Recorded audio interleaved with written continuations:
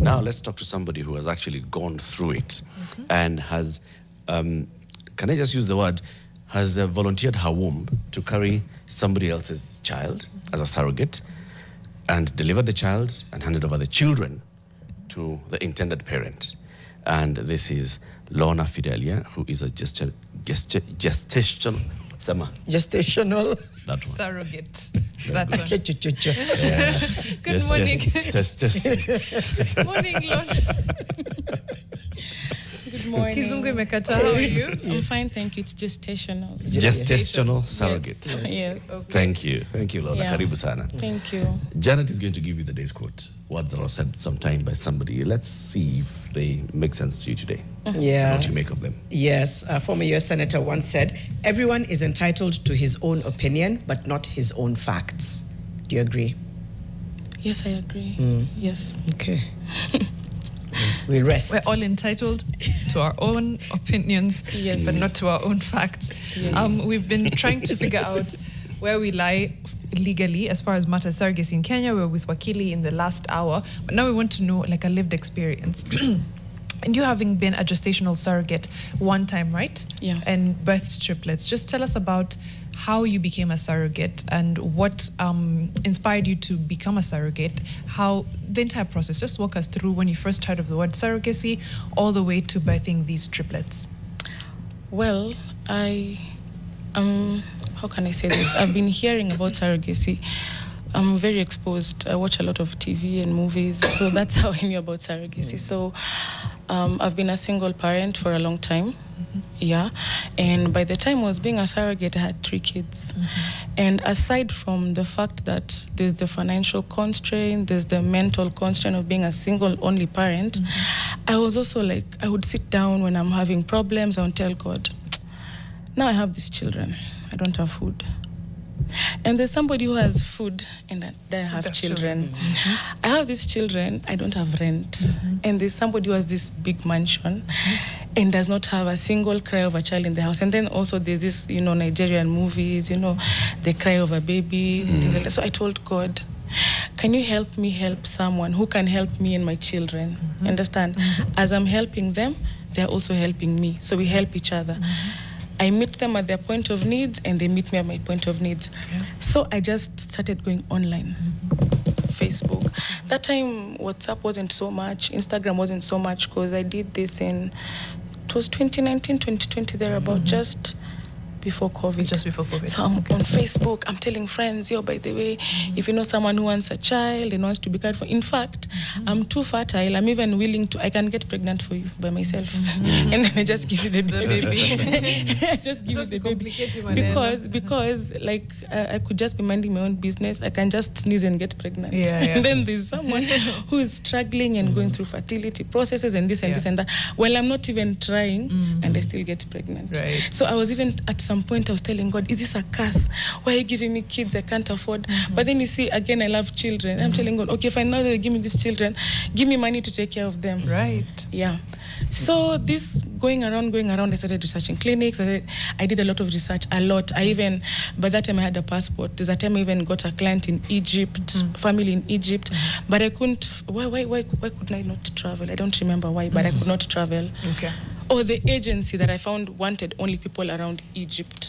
They said they're not shipping surrogates. Shipping. So, So I just kept on going around. Yes. And then I met a friend. For her, she was doing egg donation. Yeah. So she told me, hey, but I do this thing for donating, for selling eggs. Then I'm like, how much do you sell eggs? In my head, I'm thinking chicken eggs. She was not clear about exactly, eggs. not egg. Yeah, so she's like, no, eggs for fertility. I had never heard of eggs. Me, I just make another baby. Yeah. So I was like, no, can you introduce me to your doctor? She said, yeah. So she took me to the clinic she went to. That's the first clinic I ever went to. I went there, I did a consult. I was told I'm very fertile, I'm a good prospect, so they'll put me on the line. While I was there, I met other girls. They're like, this is the first time here. Even as you're coming from such and such clinic, let's go, we show you. So now it's a whole network. We take each other.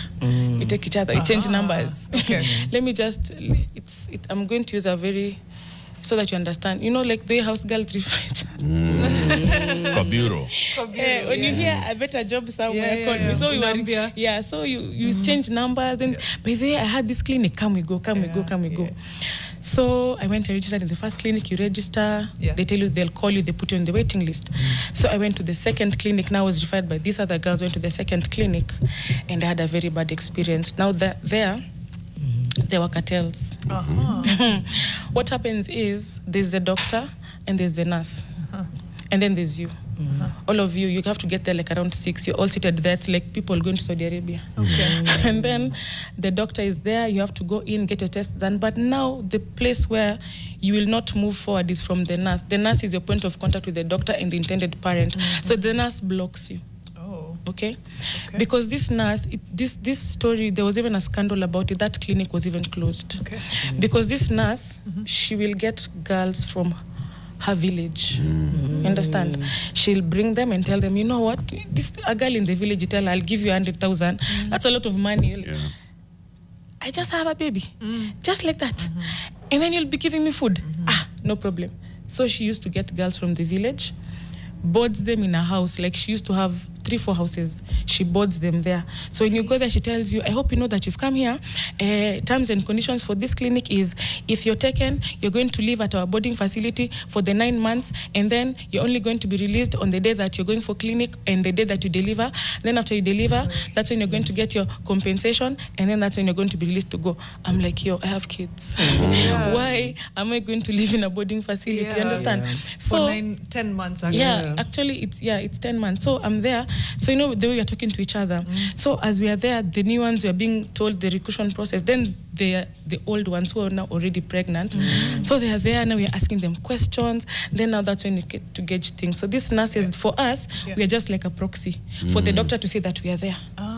But they're not going to take us. She's not going to take us. She's not going to approve us. She'll only approve the ones she has brought, because now she's brokering them. Akona list yake. So, nikujaza tu karatasi. Exactly. Ndio tukae tu like your clinic iko na watu. So now you'll come, you want a lady, you'll be like, I'm going to offer 1 million. Then she'll come and tell now that kagal, sasa nitakupatia 200,000.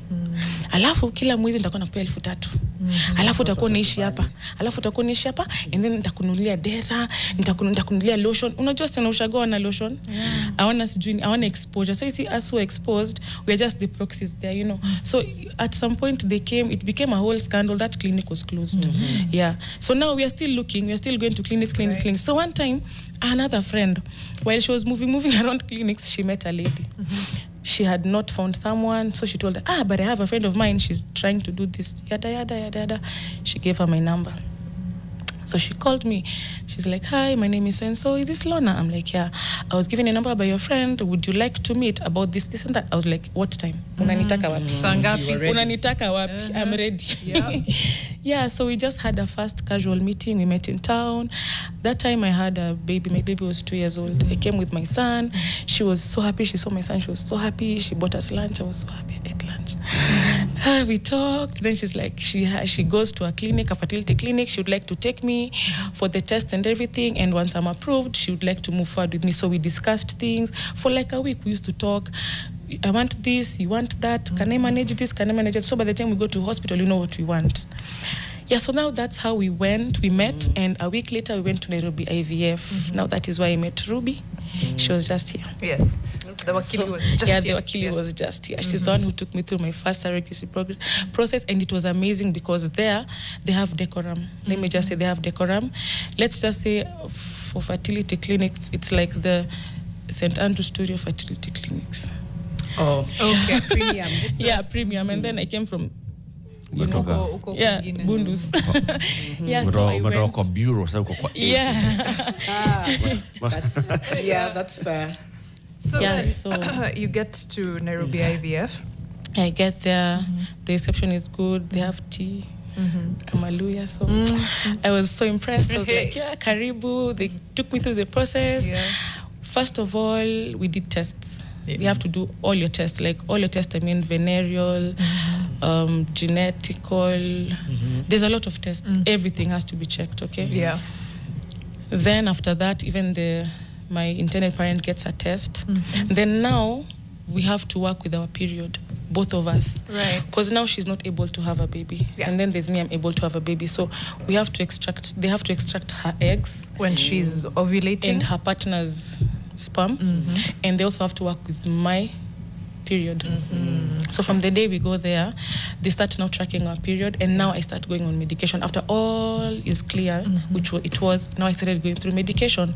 They are the hormones that you take. They are hormone injections, they are pills, and they are inserts. You take them for 2 weeks. Yeah. So as they're monitoring my period, they're monitoring her ovulation, they're extracting her egg, and they're checking on me. Okay. Now that's preparing the womb. They're fattening my womb. I was about to ask, because it sounds similar to the process of IVF. Like, and we've said IVF is IVF. okay. So we've said it's an offshoot. Sorry, this is a very basic question, but because you had already had children before, you had 2 kids at the time, right? Or three kids at the time. Is such a basic question. Is there a need, for example, not for the testing, for the pills, because they're essentially for the fertility pills? Yeah, there is need because this is a synthetic pregnancy. It's not like when I'm ovulating and then I get pregnant with a man normally.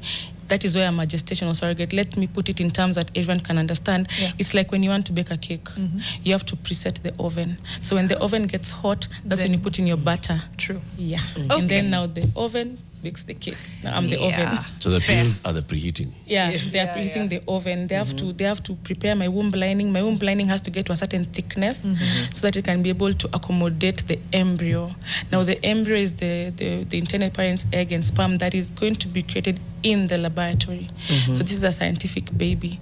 So on the day of the implantation, if I come to clinic today and I'm implanted today, when I leave the clinic, I'm 2 weeks pregnant. Oh. Yeah, because the embryo is 2 weeks old. It's only 2 weeks old. Yeah, it's been fertilized to 2 weeks old. Yeah, makes sense. Okay. But is there a guarantee, again, might also be a silly question, there's a guarantee that you can immediately get pregnant? Because they might try to, I'm guessing, inject and then it doesn't work.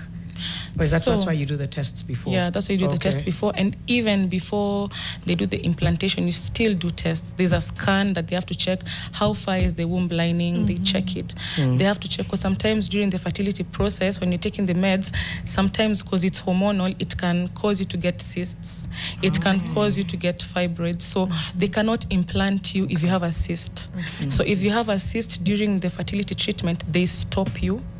You get off the treatment, they wean you off, then now you have to wait for your next cycle. Okay. Yeah. Are there any risks to this? I know you're going to walk us through the rest of the journey. Yeah.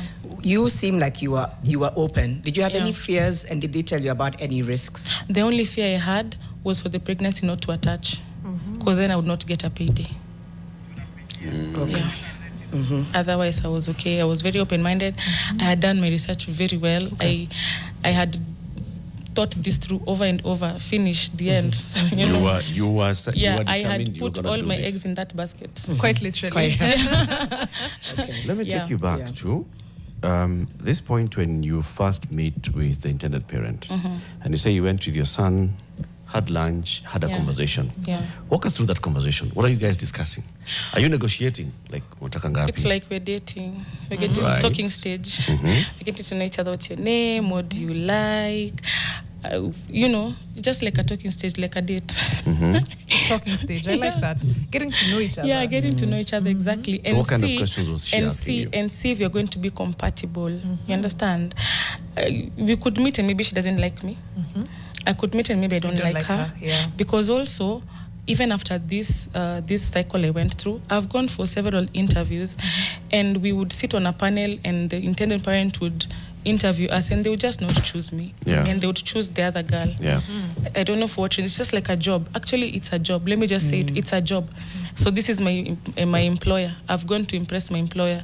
How I present myself is how they're gonna pick me. So one time I was told that I wasn't picked because the parents said that I looked too knowledgeable. Hey. Wakwantaka mtumshamba, wakwantaka mtumshamba atinaka atinaweza toroka na mtoto mimi. Yeah, exactly. Exactly. It's a very legit concern by that particular point. Because you're like, how am I going to handle this whole process with you? Yeah. Remember, at some point, you are the one who's going to go into that theater. Yeah. I don't know what you'll say in that theater. It's a I'm That's telling your you, child. it's a relationship. But there's a system. If there's a system, you're going through this agency and like okay, but I understand you can have the reservations. Yeah. But what's that to read back to the story? Ni kama tu employment, I guess. Yeah. I mean, you're damu zenu zisikizane. Yeah, exactly. Which is I want to understand that rapport. In these meetings, what comes first? So what comes first is, first of all, you're talking to each other. Unaangalia vile mtu anacheka, vile ana smile, vile anatekea mtoto wake. What are you looking for, when you are? Personally, I was because you're also interviewing her. Yeah, I was looking at someone who I was sure is going to love a child. You understand? She needs a child, or he needs a child. They need a child. You understand? Yeah. And also, because I've also met parents that I've also rejected. I just look at them, I'm like, this one, red flag. This one doesn't even look like we're going to get to 3 months together. We're not going to agree. We're just not going to, we're not compatible. Yeah, itakuwa vita kila siku. And I'm also getting to that. It's a whole process. I'm telling you, the pregnancy is like, it is a normal relationship. Like it's a marriage. Now you've been joined together by contract. You're not married. Hey, now you have to take.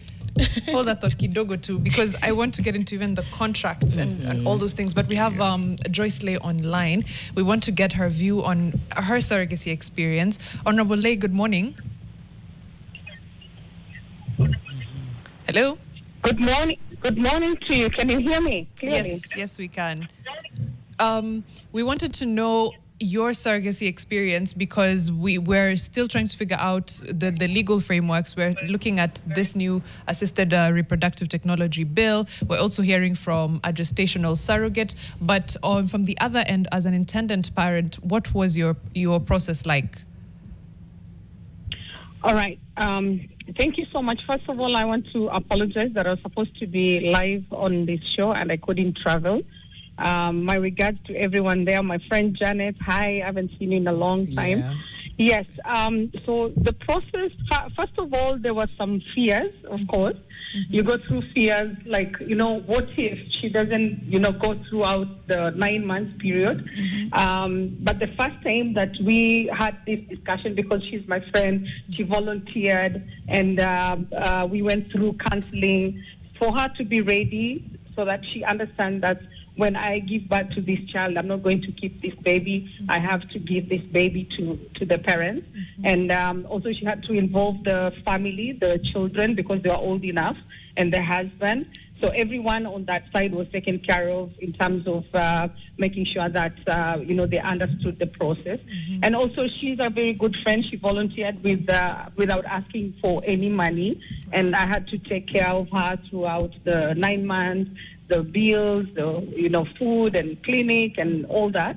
At some point, I think at around maybe 5 months, she developed high blood pressure, which we had to really take care of it, because we were so worried that maybe she might not make it throughout the pregnancy. And actually at 8 months, we had to go into induced labor so that now she can give birth to the baby, because now the high blood pressure kept on coming over and over again. And at some point, the doctor said, I know it's not yet time, but we have to make sure that the baby is safe. And we had to put the baby in the incubator for some time. But yeah, throughout the process, because she's a very close friend of mine, I didn't have any stress at all. And she was so ready, actually, the day that we went to test for pregnancy, and we found that she was positive, she's ready for the pregnancy journey. She was screaming in that clinic, and she was so happy.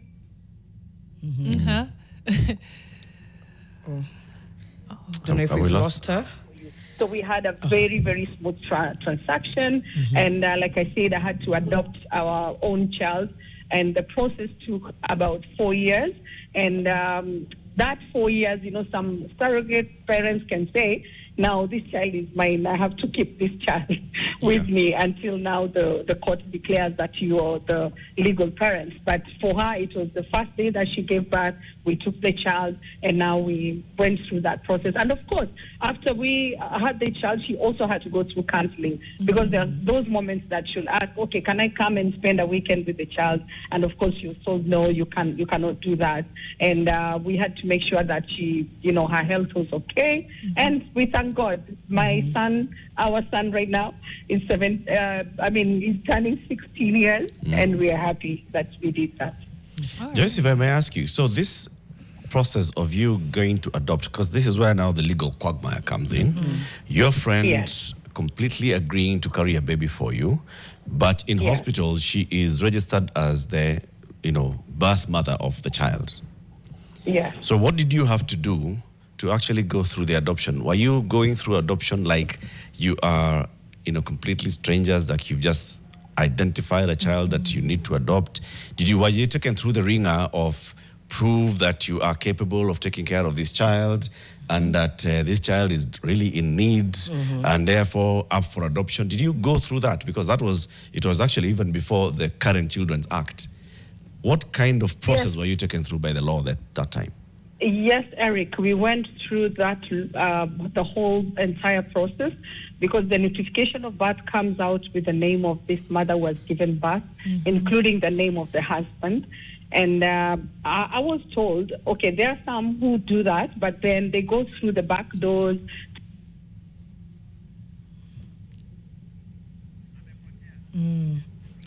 Right. Oh. So I went through the normal adoption process, where there's some officers who had to visit our home to come and check if we are able to have this baby in our home. They even checked our financial status and back and forth. And because the court was handling such a case for the very first time, that's the reason why it had to take 4 years. So yes, we went through the normal adoption process. What was the reaction in your family and community, Joyce? I think that's something we'll even ask, is what was the uptake? Did people understand why it was important for you to go the surrogacy route? Were they saying, Joyce, why can't you just adopt a child? Take us through kind of like the friends and family, and then maybe you can end with saying how community needs to look at surrogacy going forward, or how society needs to look at surrogacy. Yes, Janet, and actually, because immediately after, I think around after 2 years is when I went into elective position. Even some of the women that I was, like they were in the same race with me, they'll use that when they're doing the campaign, like start saying, why would you elect a woman that have not, haven't gone through the pain of labor, of giving birth naturally. And the community could not. The reason why I had to come out, because being a leader, you've never been seen pregnant, and all of a sudden you have a baby. That's the reason why I decided to go all the way out. And because I said, when I go to Parliament, we have to change this law. And luckily enough, when I started bringing that issue to Parliament, that's when Romilio Diamos told me she has a bill that she's been pushing, for all the Parliament periods. And that's the reason why I seconded that. So from the community side, majority of them could not understand. And actually, my friend who carried the baby is also a pastor's wife. Whoa. We can imagine also from the church perspective. I mean, it was like, how can you do such a thing? Yeah. And within my family, they knew the problem that I had to go through hysterectomy and all that. But I remember first I approached my sister if she could do it for me, and the husband then said no. I think because of not understanding how can this process, take place. And because of that lack of knowledge, they could not do it, And I understood, because, these are foreign things. And so I had to do a lot of campaign to talk about it openly. And when I started talking, more women came out also to share also their stories and what they've gone through. And I remember even some men also coming out to even talk about their own problems. And because of that, right now there's a lot of awareness, though more needs to be done. And yes, there were questions and issues brought up, why are you doing this? Why can't you adopt your own? I mean, why can't you adopt a child? And there's so many children in homes. And, it's a personal decision to decide whether you're going to adopt from a children's home, or if you have the money, you can do the process. Yeah. Joyce, Thank you. have you told your teenage son about that journey?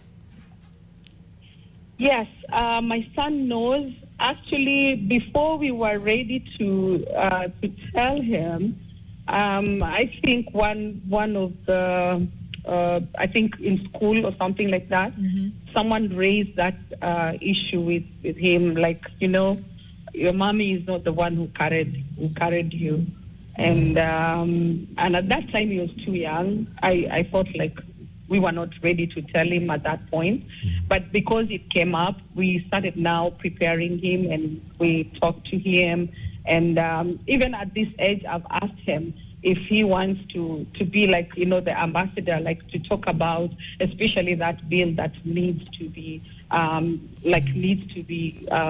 taken through Senate, and so that it becomes a law. And I remember one time when he was sitting for his examination, they asked for a birth certificate, and because he has an adoption certificate, we could not produce the birth certificate. So when he took it to school, he came back and asked again, Mom, how comes my certificate reads that I'm adopted? So we had to explain that again, and of course we've made sure that he's met the surrogate mother. Because we wanted it to be as open as possible. So they know each other, even at this age. Once in a while, he goes to visit them, and he spends a weekend with them and comes back home. So we have a very good relationship with them. And by now he understood the real problem that I had, and he understood why I could not carry him in my womb. All right, thank you. We hope to have you back, Joyce, in studio at some point. But thank you so much for shedding light on your own experience, and and being open with us. We really appreciate it, and good to hear from you. Let's now bring it back, because the fact that she's mentioned they have a relationship, at some point I'd really want to find out whether she has a relationship. But where had we reached? I think we were at the interviewing stage. Yes, you had the dating. Yeah, it was talking stage.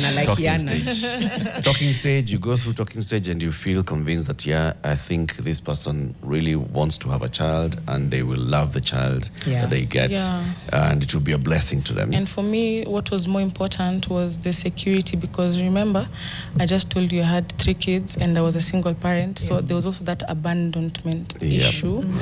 So there's me alone throughout pregnancies. I go to maternity by myself, I come back home by myself, I take care of myself by myself. So I needed to be sure about that, which she assured me, and that's when we went to the clinic. And on the first day we got after the tests, we went through the counselling. We went for 2 weeks of counselling, like I think 3 times for the 2 weeks. Then after the counselling, that's when now we went to the lawyer to drop our contract. We gave the lawyer what we had discussed and agreed on, and then she also gave us the law at that time, what the law stipulates and what it says and what should be done. For whatever we had said, she amended some things for us. She amended the contract to favor me and to favor the intended parent, so that we don't clash in the middle. This was her lawyer or your lawyer? Or it is the clinic's lawyer, Nairobi IVF. Okay. Nairobi IVF is an in-house. Everything happens in-house. The doctors, the lawyers, the counselors. You don't have like other clinics. You have to outsource a lawyer outside. Yes. And you might get lawyers outside who are not fertility experts. So there's a bit of shakiness. So for her, like for the IVF lawyer, she's in that field. That is her main. Understand? That's her main field. The embryologists, the lab technicians, everyone is they're all in-house. You said they are to amend the contract to benefit both. Does it mean to accommodate both of us? Because there's things we talked about and said this is what we want to do, and then the things she would tell us, no, this cannot work out because the law said this and that. This should work out because this and that. You should be expected to do this. You should be expected to do that. Into I know because it's a legal contract, so can't go super deep into it, but just understanding, were there provisions for you to change your mind in terms of the surrogacy journey? If at any point you decided to change your mind, watu kosana. and it happened. Pregnancy is hormonal. Even in a normal marriage, usually when you're pregnant, the husband and wife, they don't get along. So at some point, because I feel like she doesn't understand me. So for me now, she's like my husband, you see. So she doesn't understand how I feel carrying this baby. Yeah. So there are some things she would come up with. I'm looking at her, I'm thinking, yo. Like what? I remember there was one time when I was 3 months pregnant, I went to the clinic and told them, no, I'm not carrying this baby again. Yeah. I'm tired. Yeah. Yeah, but it was just a hormonal outburst. That's why there's that's why the counselor is in-house. Right. The counselor is available at the clinic from Monday to Saturday, from 8 a.m. to 4 p.m. So that in case of a problem, you just go there.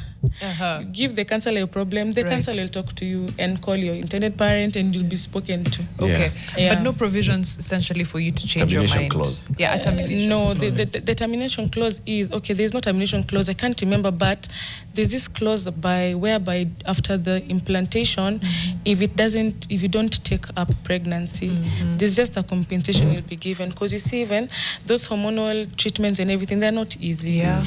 One hormonal injection, it skyrockets you. It's not easy. Yeah. So there's just small clauses. I can't remember them well because I wasn't on that losing side. Yeah, I was on the winning side. Yes. So let me go back into why you did this. You said you did this for 2 reasons. One of the reasons is you are like, God, you have given me a very fertile womb, and you have given other people no fertile wombs. I'd like to bridge the gap and help them. Yeah. So there's one where you intended to actually do good for somebody, but then there's also the other side where you said, I can benefit financially from this. Which one was stronger?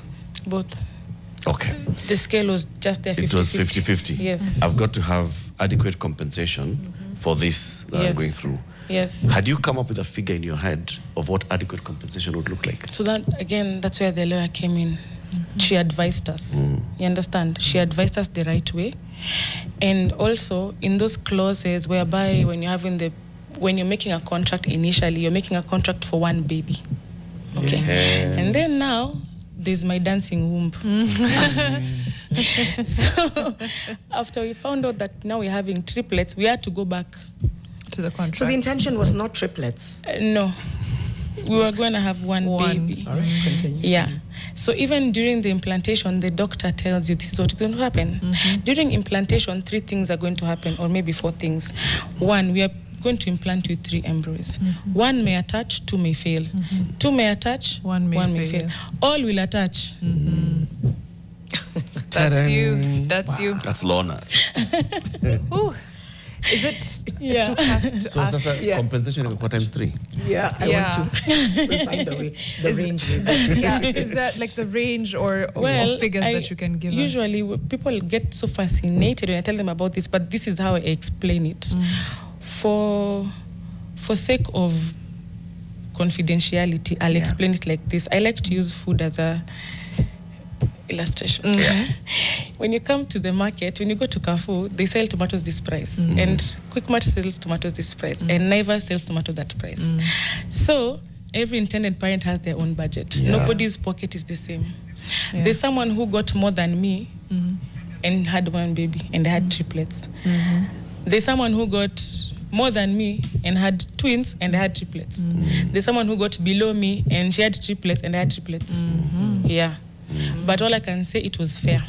Okay. You're happy fair. with what you got? I was very, very happy, exemplary, exceeding expectation. Okay. I hear Joyce's experience, what she was saying, that it was a friendship that then led to the surrogate offering her womb. But now here you are, you've met, but you've developed this bond and friendship. At the point of delivery, who was registered as the mother of the child? Me. I'm the birth mother. On the birth So what happened on the birth because you see in hospital, we had these babies at a fertility clinic. Now there's this other hospital, let's call them under layman terms. They don't know what is happening. It's Lorna who came with the pregnancy. Maternity. It's her who's in maternity, who is going to be registered. It's me. But then again, there's this thing that happens. Again, you remember that circle I told you of surrogates that we know each other? Yes. A couple of them that I know, they've gone to the clinic. Now, you are advised against it, but some of them, they bypass it. So when you're told when you go to hospital, you're supposed to be registered as Lorna. Right. But this girl will go to hospital and be registered as, say you're called Anne. I will go with Anne's ID and I'll be registered as Anne, so that when the birth certificate comes out, It says Anne. so she doesn't have to go through the whole adoption process. Did you have to go through the adoption process? I did. How long we was did. it? Ours was 4 months. Okay. Yeah. That's much quicker. Yeah. This is Yeah. in 2020, It 2019. was 2019. Yeah. Okay. Because Joyce is telling us like she was among the very first to actually go through this process. So even the courts were having to Figure it out as they went along. Yeah, and to be honest, if you ask me, for the intended parent, that whole adoption process, it is very heartbreaking. Because you can imagine, you go to court, it's open court, you have to stand witness there, and then the magistrate is asking you, kwa hivyo au kulazimishwa kuzaa huyu mtoto, umekubali kupeana mtoto sio wako, si ndio? Na sasa nini kilifanya ukaamua uzalie mtu? Like, you know, they're scrutinizing you, and then now they have to ask the intended parent also, sasa kwa nini wewe uliamua kupatia mtu mwingine akuzalie? Like that, those are the questions. And I could even see, like, even when she's being interrogated, she's heartbroken. But me, I'm there telling her, mimi nile de mauru, we sema tu yes, no, yes, no. Mimi si nimesha sema no, mimi sitaki watoto, ni watoto wako. So as there's no way, me as the birth mother, I've said I don't want to take up parental, because the court, what they are doing, they were trying to really make me say, yes, I want the children. They are mine and I should keep them and I should not give them. I'm like, Your Honor, I have 3. Why do you want me to take 6? Yeah. I already have 3 of my own. I hope they've evolved beyond that. I being hope very so. personal. And it was so degrading. Like we went to court, I think, for 2 days. It was a very heartbreaking experience. I didn't like it, to be honest. I didn't like it. I even at some point, I was happy for the ones who bypassed and did the whole, you know, like Joyce said, the back door with the ID. It saves them. Yeah, and then imagine in open court, there are strangers, there are other people listening. Yeah, cases are only different. Yeah, Listening it's not like done in the magistrate's chamber. Okay. So then you had the triplets. The triplets obviously go home. With the, So now, no. No. in this 4-month period. Yes. Who has the Walk child? us through. Yeah. So now, I had the babies at 34 weeks. My water broke earlier because we had planned for 36 weeks, but then they were bigger. They were big and healthy and nice, but they still had to go to NICU. Yeah. So since I'm the birth mother, I could not be discharged from hospitals because I had these babies. So I had to be in hospital with them in NICU. And also because now they came at a point where we had not yet planned that they were going to come at that time. So getting formula was not an option. What do you mean? So again, we had to go back to the books. Breast milk clause, breast milk contract. Even the breast milk is a contract. A new contract had to be written for breast milk.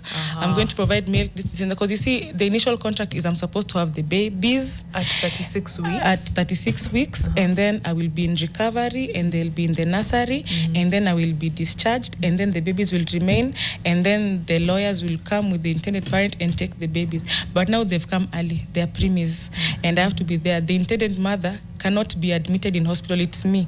Yeah. So now, because of that, now I have to get a milk boost. I had to be boosted for my milk to come out.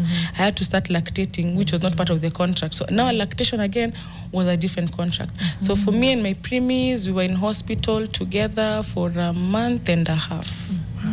Yeah, so we bonded for a month and a half. It wasn't easy. They were called Baby Lorna. So I would leave the NICU, go to my room. But when I get there, Baby Lorna 2 is awake. I have to go back. Yeah. Baby number 3. Baby Lorna 3. Yeah. And they wake up like Dorime. Yeah. But the intended parent is allowed to come and say hi and check on them and start bonding? No, allowed to come and visit me, the mother, not the babies. Okay. To visit the babies is me, the mother. She'll see the babies from the window, because you see NICU is a Very sensitive. It's a very It's sensitive very area. sensitive, So so she could only see them from the window until the time when they could now come out from the NICU. That's when now she was able to meet them. Okay. Or I would come out with them like on there's a safe area for sitting, and then I'm like holding the baby feeding. That's when she could see the baby. So that's 30. So you're in hospital with them for 1.5 months. Yeah. Then you're discharged home. Yeah. Breastfeeding and when I was discharged, again, it was another big drama. Because again, remember the hospital, they don't understand what just happened. Yes. So me, I've been discharged, I've gone home. Yes. Now they want to discharge the babies. The accounts keep calling. Lorna, ulitoka hospitali ukacha watoto. Oh my goodness. for the umpteenth time. Kuna ile barua imeletwa pale. Watoto sio wangu. Wanafaa kuchukuliwa na so and so na so and so. Again, like they blocked her taking the kids, I think for 2 days. It was bad. Oh gosh. Yeah, it Even was with the drama. letter, okay. Even with that. So now they had to like, uko sure? Kwa hivyo tupeane. I think we even did a video call if I'm not wrong. Yeah, they would not release. If you're a nurse in that facility. Yes. It could land on you. I get. Is there framework. This is why we need these legal frameworks, because I understand. And yes, we need the law, because I understand from a nurse, you could be, you're not going to let something happen, right, to these children. Yeah. So you want to make sure that they go home with their parents. However, if there was, if the law is in place and there's a clear 1 + 1 = 2, so this is the birth parent, this is the intended parent, the one discharging them is the intended 1+. So after these 1.5 months, some bonding of some sort has happened, especially because you ended up lactating and breastfeeding, right? Okay, to be honest, I personally, I just love being pregnant. I don't love the after pregnancy. I get postpartum depression. Yeah. So I don't like that. In fact, that day I was discharged. Best day ever. Like I could sleep from night to morning. It was the best feeling. Like I could see hospital calling me. I silenced them. I'm like, why? Because that whole process. Because remember, for me, I had my children early. Yeah. Okay. Let me give you a brief. I never went through that whole campus life, gallivanting. I left school and had a child.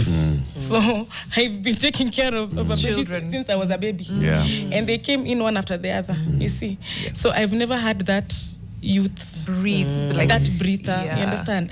And it's been a traumatic experience for me. And I've done it by myself. First of all, my first child I had during post-election violence.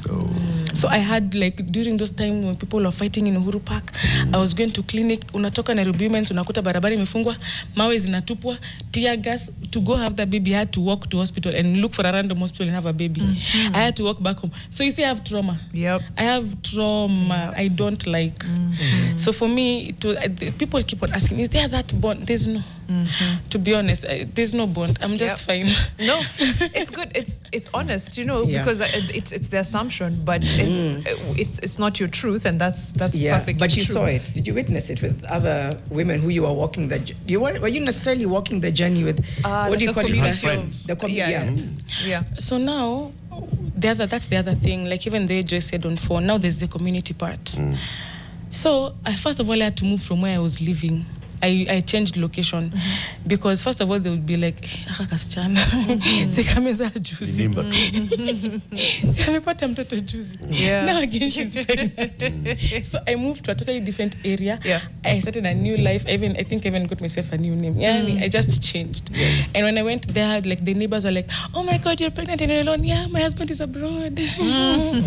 Yes. And because they don't need to know too much, by the way. And because my bills are being paid. Do you know, during that pregnancy, that 1 year, let me just say it a year, it was the 1 year whereby I would sit like this and I would not be ignoring the landlord's calls. In fact, I would send rent in advance. I just sit there, even sit outside my balcony, basking in the glory of the Lord. London. So who would not believe that I have a husband abroad and I'm eating well and my children are going to school. Wow. I was now living the American dream where there's milk and honey. My children are not suffering.